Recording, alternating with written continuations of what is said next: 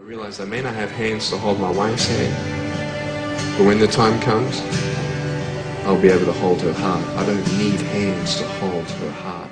You like that? Is that cool? Beautiful. But honestly, along the way, you might fall down like this. Ready? Hello.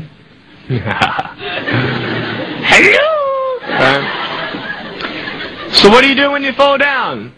Get back up. Everybody knows to get back up, because if I start walking, I'm not going to get anywhere. But I tell you, there are some times in life where you fall down and you feel like you don't have the strength to get back up. Do you think you have hope?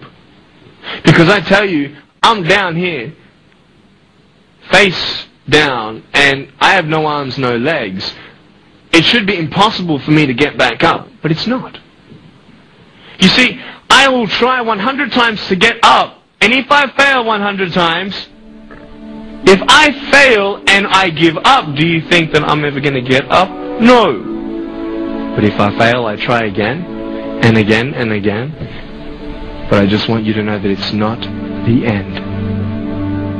It matters how you're going to finish. Are you going to finish strong? And you will find that strength to get back up, like this.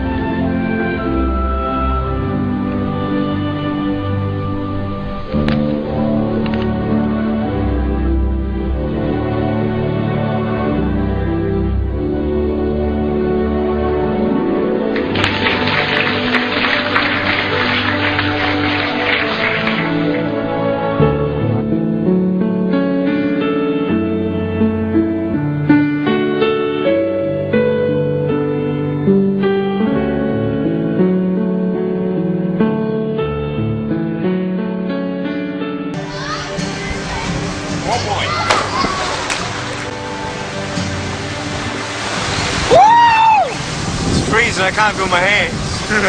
I love life. You know, so many people come and say, how come you smile so much?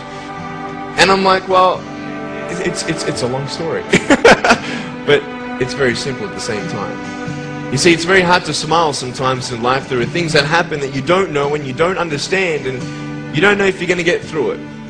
You know, you go through your storms in life and you don't know how long this storm's going to be. And today I want to share with you some principles that I've learned in my life that you can use in yours.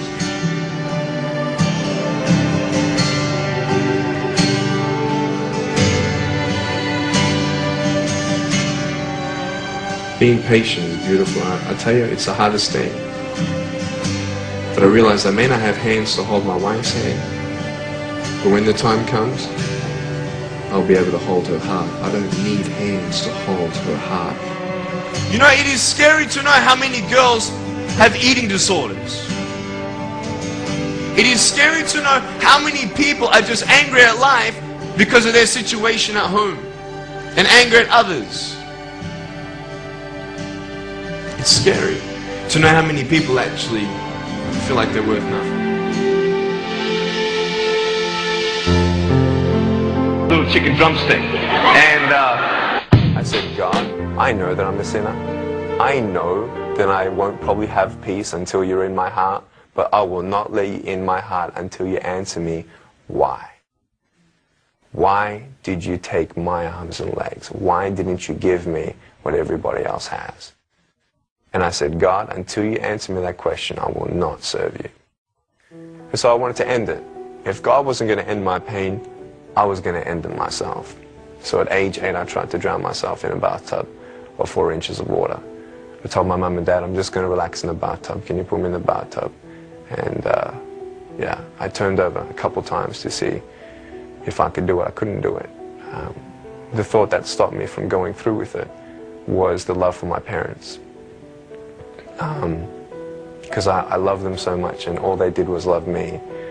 And I thought to myself, if I actually went through with this, I pictured my funeral, I pictured my parents, and all I saw was guilt on their shoulders, that they couldn't have done more. I have a choice to either be angry at God for what I don't have, or be thankful for what I do have. And that's when I started seeing that there is no point in being complete on the outside when you're broken on the inside. And I found out that God can heal you without changing a circumstance.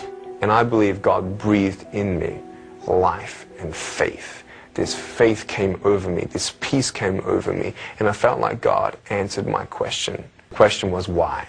Why did you make me this way? And the answer was, do you trust me? That's the question. And when you say yes to that question, nothing else matters. It's so hard to be strong when people constantly say, you're not good enough, you know, go away, you know, we don't want anything to do with you. Nick, you're a nobody. Nick, you can't do this. Nick, you can't do that. Nick. In life, if you don't know the truth, then you can't be free. Because then you'll believe that the lies are the truth. I am not a man without arms and legs. I am a child of God. I am forgiven of my sins. I'm an ambassador of the King of Kings and Lord of Lords. I'm nothing but a servant of the Most High God. This is not about Nick. It's not about Nick's capacity and capability to become this conqueror. I am nothing. I'm nothing. I believe if God doesn't give you a miracle, you are a miracle of God for somebody else's salvation. And I thank God that He didn't answer my prayer when I was begging Him for arms and legs at age 8. Because guess what? Because I have no arms and no legs, He's using me all around the world. And what would you rather? Would you rather have arms and legs, Nick, here on earth and no arms? No. Whatever His will is. Because I'd rather have no arms, no legs temporarily here on earth to be able to reach someone else.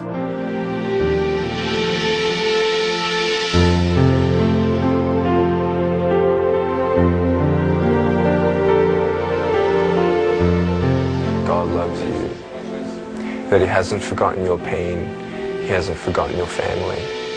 And maybe while you're watching this interview, you've compared your suffering to my suffering. And that's not where hope is, to know that someone else, in your opinion, is suffering more than you. That's not where hope is. Hope is when you compare your suffering to the infinite, immeasurable love and grace of God. Don't give up on God, because God will not give up on you.